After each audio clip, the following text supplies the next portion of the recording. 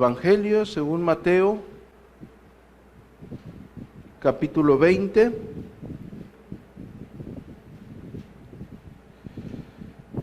Vamos a dar lectura y exposición a una de las parábolas, quizás un poco controversiales por el contexto del capítulo 19 y lo que compete en la explicación acerca de la situación del joven rico y la respuesta, en este caso, de los apóstoles, para ser más puntual, en la respuesta del apóstol Pedro y la explicación de nuestro Señor Jesucristo.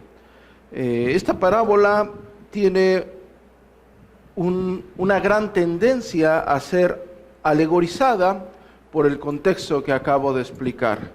Si nosotros entendemos todo lo que está pasando con nuestro Señor Jesucristo dentro del suceso del joven rico, que ustedes conocen perfectamente la historia, donde este joven se le acerca y le dice: maestro bueno, ¿qué debo de hacer para heredar la vida eterna? Y él le dice: ¿por qué me llamas bueno? Solamente hay bueno uno, solamente Dios es bueno.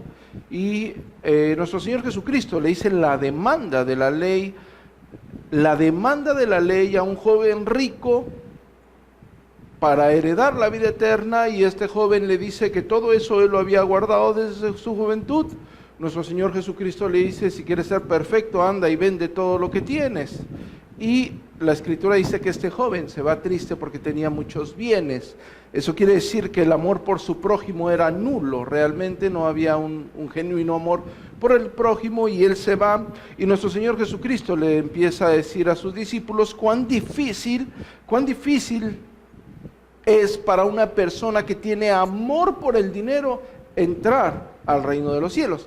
Yo estoy parafraseando esto para que se entienda, porque el texto literalmente dice cuán difícil es para alguien que tiene riquezas, o una persona que es rica, entrar al reino de los cielos. Pero como la Escritura exegéticamente nos muestra que el problema no está en el dinero, el problema es el amor al dinero. Entonces nuestro Señor Jesucristo le está diciendo cuán difícil es que alguien que ame las riquezas, que ame los bienes de esta tierra, puede entrar al reino de los cielos. Es muy difícil. Y después empieza una controversia en este sentido de que los apóstoles les dicen: nosotros hemos dejado todo por seguirte. Hemos abandonado nuestro empleo, hemos abandonado nuestras casas, hemos abandonado nuestras familias por seguirte a ti.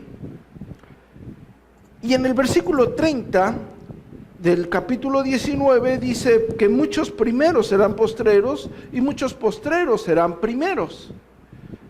Y para hacer o para asentar esta afirmación de nuestro Señor Jesucristo bajo el contexto de una persona que dice haber guardado la ley, bajo una persona que cree que es buena ante los ojos de Dios, una persona que cree que se ha sometido a los mandamientos de Dios, y bajo una referencia de nuestro Señor Jesucristo a los apóstoles diciéndole cuán difícil es que alguien con el corazón puesto en esta tierra pueda entrar al reino de los cielos, hace el énfasis o recae su enseñanza del versículo 19 del capítulo 19, en el versículo 30. Pero para asentar esto, nuestro Señor Jesucristo brinda la parábola que está en el capítulo 20, que es la parábola de los obreros de la viña. Y yo hice la explicación breve, burda y sintetizada del capítulo 19 en su contexto, para que ustedes vean el por qué es tan tentativo alegorizar la parábola de los obreros de la viña, haciendo referencia a brindar personajes a los actantes que están dentro de la parábola, como lo es los mismos obreros, los que vinieron en la mañana, los que fueron contratados por el dueño de la viña a primeras horas, y estos, los amantes de la alegorización, dicen que es el pueblo de Israel. Y hay una gran controversia dentro del mismo contexto de esta parábola, haciendo referencia a que el dueño de la viña es Dios mismo y el administrador o el capataz de esta viña es nuestro Señor Jesucristo. Y los postreros obreros son los gentiles o la iglesia.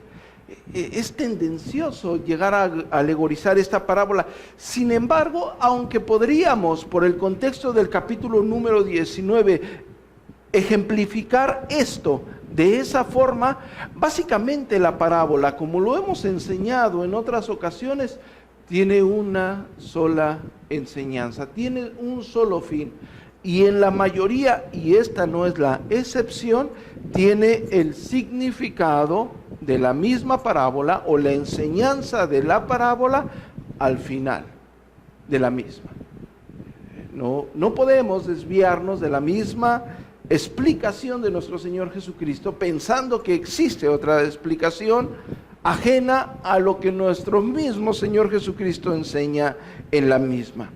Y por ello vamos a ir versículo por versículo, como hemos estado tratando estas parábolas. El fin de hacerlo de esta forma es porque nosotros estamos muy alejados del contexto con el cual se enseñaban las parábolas. El parábola en el original griego koiné, parabolé, que quiere decir o que hace referencia a una ejemplificación de algo que ellos conocían comúnmente. Esto que está sucediendo con los obreros de la viña era para ellos en aquel tiempo algo tan común como el sembrador. Era algo tan común como el pastor que fue por su oveja al rescate. Era algo tan común como aquella viuda que insistía a un juez para que le hicieran justicia. Eran cosas comunes para ellos. No era un asunto particular o exclusivo de una clase en la cual los demás estuviesen ajenos al entendimiento. Esto era algo muy común. Había viñas y había personas que se empleaban para trabajar en esas viñas. A diferencia de lo que ocurre actualmente con las personas que se emplean, que tienen un empleo fijo, que tienen un contrato fijo, que tienen prestaciones, que están amparados por sindicatos, en aquel tiempo había un grupo de personas que se empleaban para trabajar en la viña y ocupaban un espacio en algunas plazas, y los dueños de la viña, cuando era necesario para que trabajaran, para que laborasen en ella, estos dueños, estos señores de la viña, estos hacendados, iban a esos lugares y decían: yo necesito tantas personas para trabajar el día de hoy. Y cuando hacían o cuando les invitaban a trabajar en la viña, hacían un tipo de trato. ¿Cuánto nos vas a pagar y cuál es el horario? ¿Cuál va a ser el convenio para que nosotros vayamos a tu viña a trabajar, a laborar? ¿De a qué hora a qué hora? Y concluyendo, según vayamos llegando o según hayamos llegado a nuestro trabajo, tú nos vas a ir liquidando, habiendo cumplido esos horarios. Básicamente es el contexto de la parábola. Y vamos punto por punto. Cada palabra es plenamente importante para el entendimiento de esta parábola. Cada palabra se sujeta al contexto ya explicado, que para ellos era completamente comprensible. Cada palabra nos brinda con amplitud la enseñanza que está plenamente referida en los versículos que preceden a la misma. Doy inicio en el versículo número 1, donde quiero que todos ustedes me acompañen. Porque esa palabra, repito, porque está haciendo referencia a que no está desligada del capítulo número 19, no está desligada a lo que sucede con el joven rico, no está desligada a la explicación de nuestro Señor Jesucristo en el versículo 23, 24, donde dice: de cierto os digo que difícilmente entrará un rico en el reino de los cielos. No está desligando del versículo número 26, no está desligando del versículo número 27, donde Pedro le dice que nosotros hemos dejado todo y te hemos seguido, y donde le dice nosotros qué vamos a obtener. Es decir, Pedro está diciendo, bueno, el joven rico no quiso dejar todo por seguirte. Es importante entender esto. Es importante para el entendimiento de la parábola. Pedro le está diciendo, el joven rico no quiso dejar sus cosas por seguirte, él amó sus bienes, pero nosotros hemos dejado todo. ¿Qué obtendremos? ¿Qué vamos a tener por dejar todo? Y hay una explicación del versículo 28 al versículo 29, y en el versículo 30 les dice, después de decir esa explicación que vale la pena mencionar, donde dice, de cierto os digo que en la regeneración, ¿cuándo es la regeneración? Ahorita es la regeneración. Cuando el Hijo del Hombre se siente en el trono de su gloria, ¿cuándo está sentado nuestro Señor Jesucristo en su santo trono? Ahorita está reinando. Vosotros que me habéis seguido también se sentaréis sobre los 12 tronos para juzgar a las 12 tribus. Recordemos que la iglesia tiene la potestad de hacer juicio. Cuando estamos diciendo de hacer juicio, estamos hablando que cuando exponemos el evangelio y le decimos a una persona que está condenada por sus pecados, nosotros estamos emitiendo ese juicio decretado por Dios. Y cualquiera que haya dejado casa, hermanos, hermanas, padre, madre, mujer, hijos o tierras, por mi nombre recibirá 100 veces más y heredará la vida eterna. Pero el versículo importante, si ustedes lo quieren ver en la enseñanza de nuestro Señor Jesucristo, en ese momento para los apóstoles y para ahorita, y ahorita para nosotros, recae en el versículo número 30, que posteriormente es afirmado por nuestro Señor Jesucristo en la misma parábola. Pero muchos primeros serán postreros, y postreros serán primeros, porque está ligado a eso, porque el reino de los cielos es semejante a un hombre. Este hombre es un padre de familia. Este hombre que es padre de familia salió por la mañana a contratar obreros para su viña. Era un hombre, era un señor, padre de casa, señor de familia que tenía una viña. Este hombre sale a contratar obreros, algo muy común para ellos. Ellos lo entendían perfectamente. La mayoría que estaba presente, la mayoría que le había escuchado al maestro, la mayoría que conocía las enseñanzas del maestro, sabía de estas situaciones. Versículo 2, y habiendo convenido con los obreros, escuchen, el versículo número 2 dice que los obreros que fueron contratados primeramente tuvieron la oportunidad de tener algún tipo de convenio. Aquí es donde entra la tentación a alegorizar por la situación del pueblo de Israel. Aquí es donde entra quizás esa curiosidad por decir, nuestro Señor Jesucristo está alegorizando aquí y está hablando del pueblo de Israel, al pueblo de Israel que se le ofreció tantas veces ese pacto de gracia, al pueblo de Israel al cual se le brindaron esas promesas, esa promesa redentora en Génesis 3:15, ese pueblo de Israel con el cual Dios pactó constantemente. ¿Por qué? Porque estos obreros tuvieron la oportunidad de hacer un trato, de que hubiese un convenio. Y habiendo convenido con los obreros, en 1 denario al día, los envía a la viña. Cabe destacar que 1 denario era un excelente sueldo en aquel tiempo. Quizás era el sueldo, según los historiadores, mejor pagado. Era el sueldo que se les daba a los soldados en el Imperio Romano.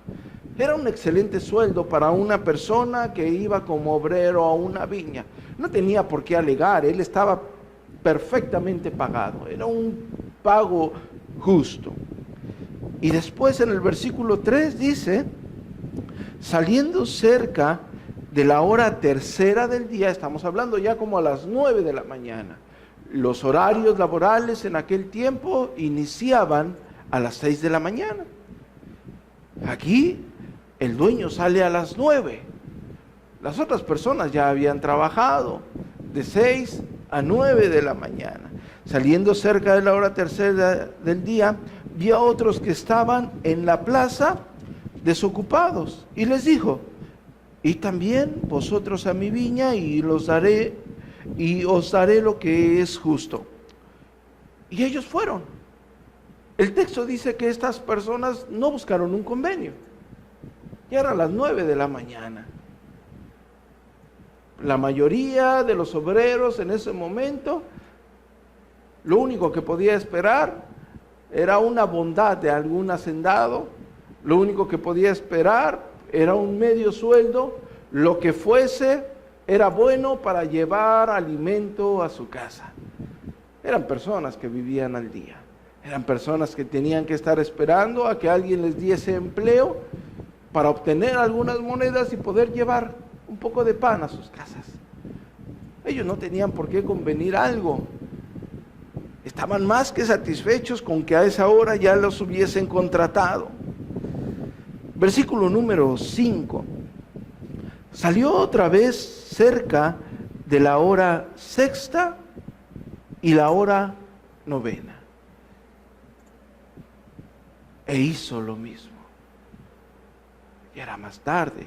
Estos obreros no tenían ni por qué pelear sobre su sueldo, sobre su salario.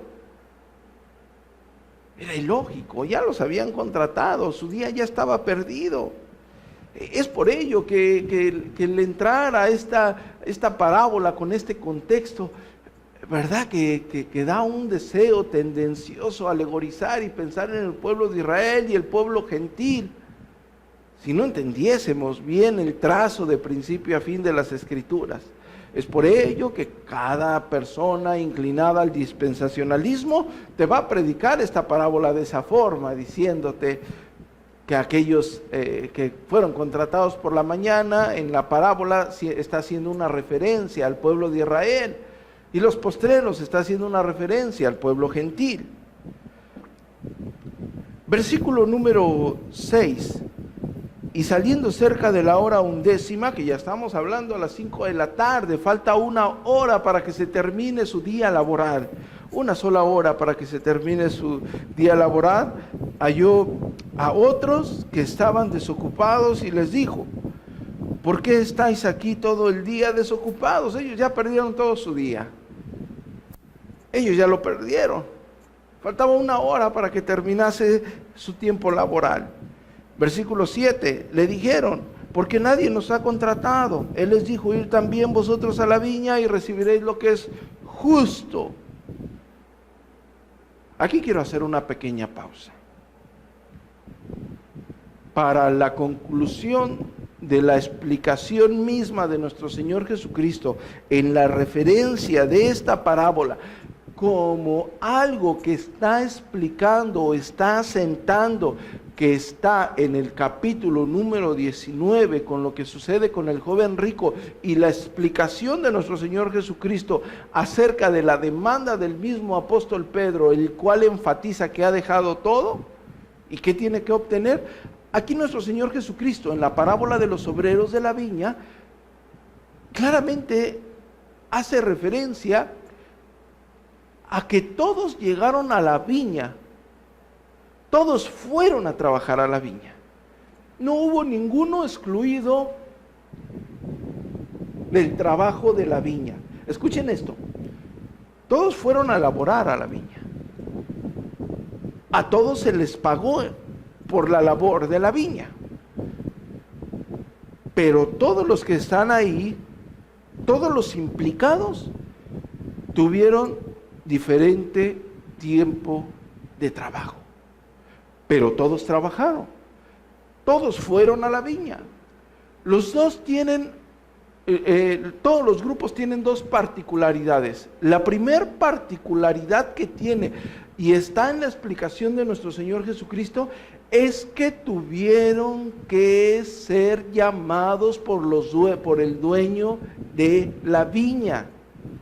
No, ellos no llegaron y pues ya me dijeron que aquí hay trabajo. No. Todos tuvieron que ser llamados por el dueño de esa viña. Si el dueño no llamaba a los obreros, si el dueño no iba a ese lugar y les decía a los obreros, vayan a trabajar a mi viña, ellos no podían ir. Segunda, todos ellos trabajaron en esa viña.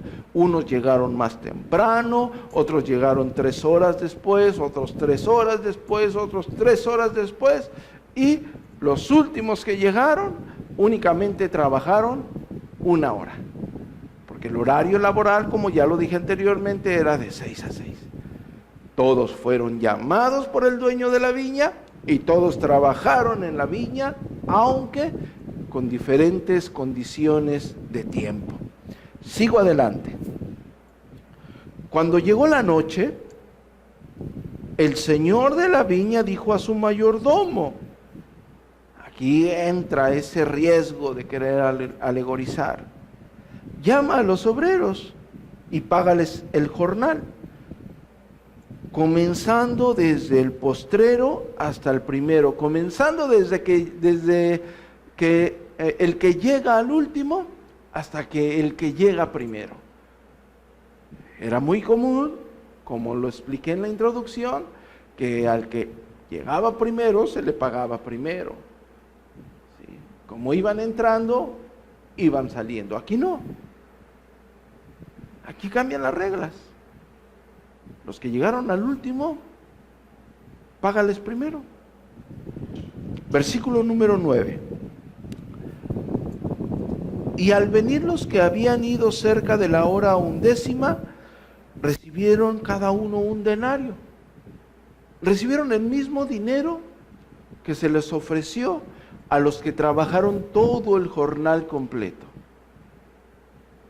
No hubo alteraciones en su paga. Versículo número 10. Al venir también los primeros, pensaron que habían de recibir más, pero también ellos recibieron cada uno un denario. Y al recibirlo, murmuraron contra el padre de familia, diciendo, estos postreros han trabajado 1 sola hora, solamente trabajaron 1 hora. 1 sola hora han trabajado y los has hecho iguales a nosotros que hemos soportado la carga y el calor del día. Ahí está Pedro diciéndole, Señor, nosotros hemos dejado todo. Hemos dejado todo. Dejamos nuestro empleo, dejamos nuestras sucursales de pesca, dejamos todo, dejamos a nuestras familias por seguirte a ti. ¿Qué vamos a obtener? Imagino que nos tienes que dar más que a los demás. Chequen, dice, estos postreros han trabajado 1 sola hora y los has hecho iguales a nosotros que hemos soportado la carga y el calor del día. Él respondiendo dijo a uno de ellos, solamente se dirige a uno, así como en aquel tiempo nuestro querido apóstol, nuestro amado apóstol Pedro, era el imprudente, el que siempre hablaba, el pastor. Acá también había dentro de los obreros un capataz, alguien que sacaba la cara por los demás. Se dirige a uno solamente. Amigo, no te hago agravio.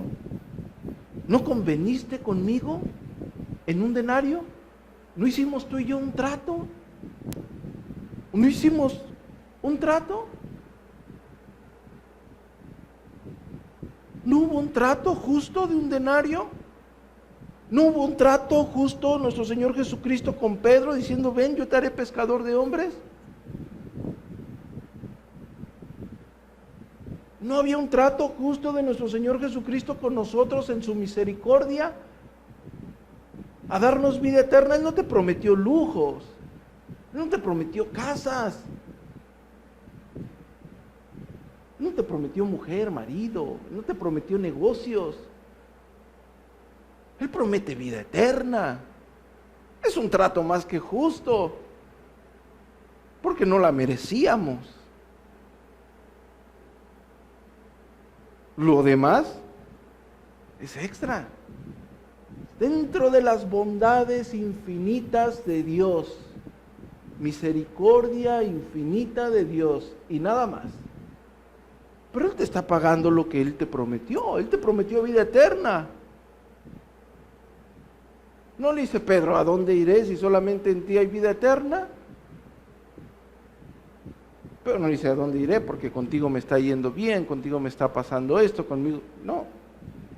Vida eterna es lo que está prometiendo. Es lo que promete la Escritura para los seguidores de nuestro Señor. Es lo que promete el Evangelio, vida eterna. No promete otra cosa. Si tú has creído en el Evangelio, si te has arrepentido de tus pecados, lo que a ti te promete nuestro Señor Jesucristo, lo que hizo en la cruz del Calvario, donde se nos imputa su justicia, es vida eterna. Buscar el reino de Dios y su justicia y todo lo demás que vendrá por añadidura. Lo que nuestro Señor Jesucristo nos quiera brindar en esta tierra, basta y sobra decir que es única y exclusivamente una más de sus bondades, una más de su gracia, de su benevolencia en nuestras vidas. Amigo, no te estoy haciendo agravio. No hay agravio. Señor, pero ¿por qué esto? Señor, no estoy haciendo agravio. Yo te prometí vida eterna. No hay agravio ninguno.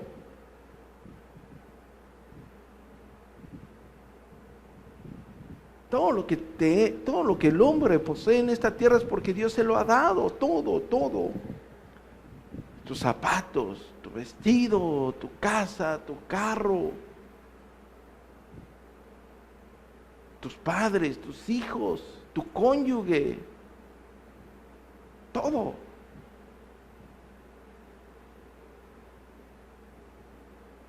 Él es el dueño de todo, Señor soberano.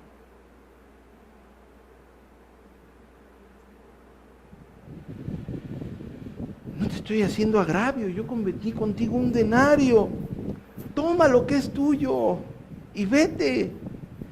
Pero quiero dar a este postrero como a ti. Quiero darle lo mismo, quiero darle el mismo pago que a ti, aunque haya trabajado menos.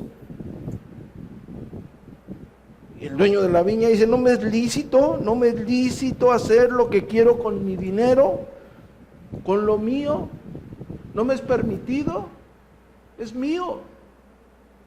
Así como Dios es soberano y todo lo que está en esta tierra, encima de ella y debajo de ella, pertenece a Dios. No le es lícito a Dios hacer como Él quiere, dar lo que Él quiere, cuando Él quiere, a quien Él quiere, porque Él así lo quiere. La soberanía infinita de Dios. No me es lícito.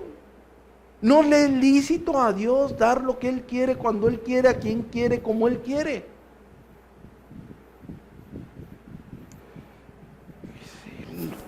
El dueño de la viña dice, no me es lícito hacer lo que quiero con lo mío. Ah, o tienes tu envidia. Porque soy bueno. O sea, cuando una persona está inconforme con lo que tiene o está inconforme con lo que tienen los demás, con quien verdaderamente está inconforme es con Dios. Oh, aquella persona tiene un carro nuevo y ni trabaja y yo no puedo pasar de mi bochito. Dios se lo dio. Esa persona gana el triple que yo y sabe 20% menos.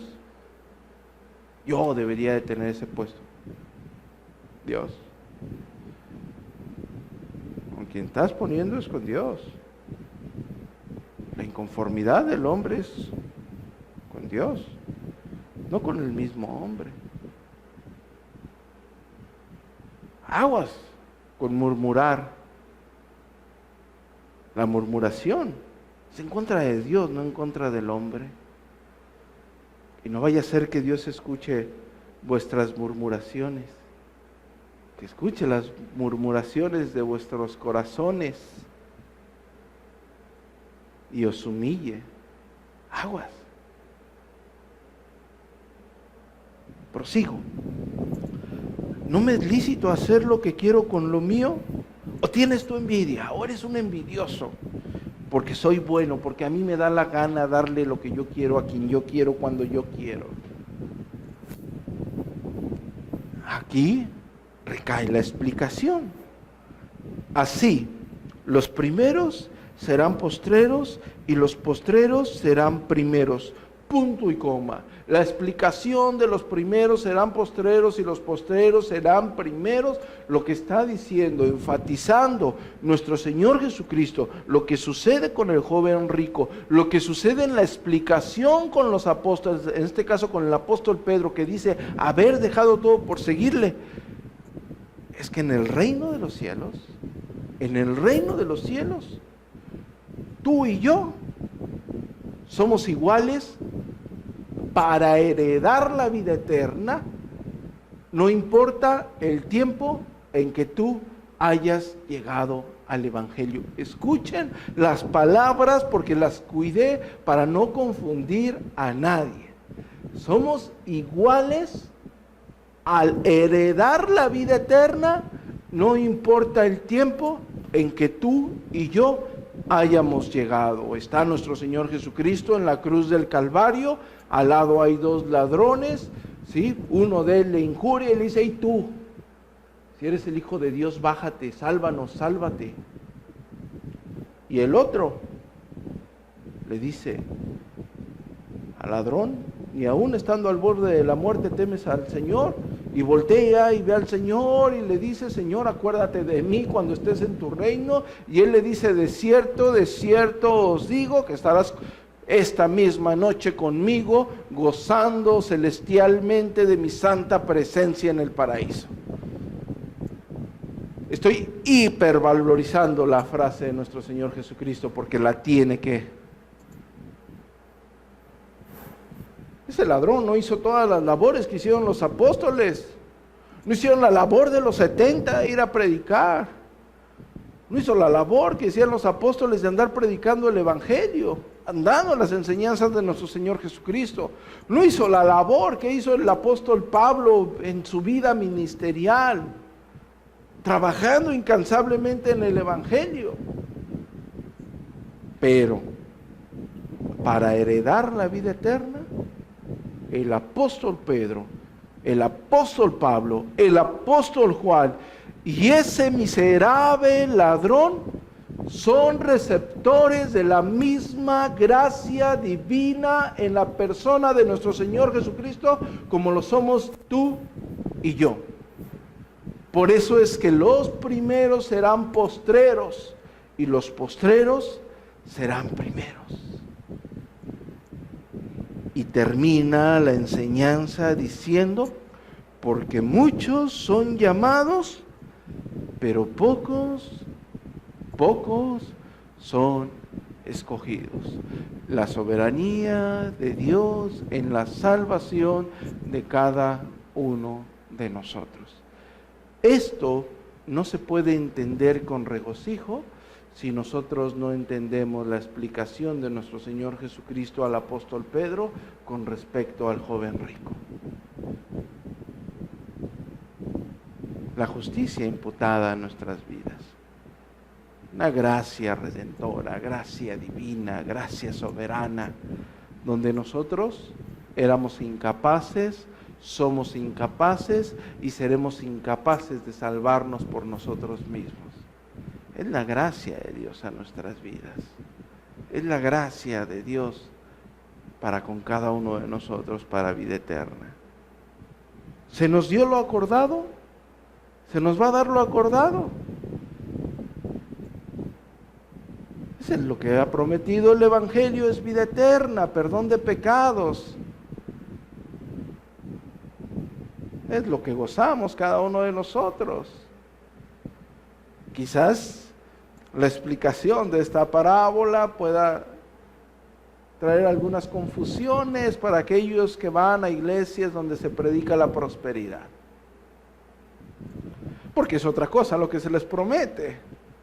Y la mayoría de los que van a las iglesias de la prosperidad no son millonarios. Y podían decir, bueno, hay un trato injusto conmigo. No se me ha dado lo que se me prometió, el pago que se me prometió por seguir al Señor. Pero la mayoría aquí que ha creído en Jesucristo, la mayoría está y tiene que estar conforme con el pago dado, porque fue lo que se nos ofreció. ¿Qué a ti si a otra persona le dan más? ¿Qué a ti si otra persona tiene algo? ¿Acaso tienes envidia? ¿No puede hacer Dios lo que quiera con lo que es suyo? Es de Dios. A nosotros se nos ha otorgado y se nos ha ofrecido, gracias al bendito Evangelio, una morada eterna con el Señor. Vida eterna es lo que se promete. Perdón de pecados gracias a la cruz de Cristo. Gracias al sacrificio perfecto de nuestro glorioso Señor Jesucristo, tú y yo podemos entrar confiadamente al trono de su gracia y alcanzar misericordia y gozar de una paz eterna en su bendita presencia. Amén. Oramos.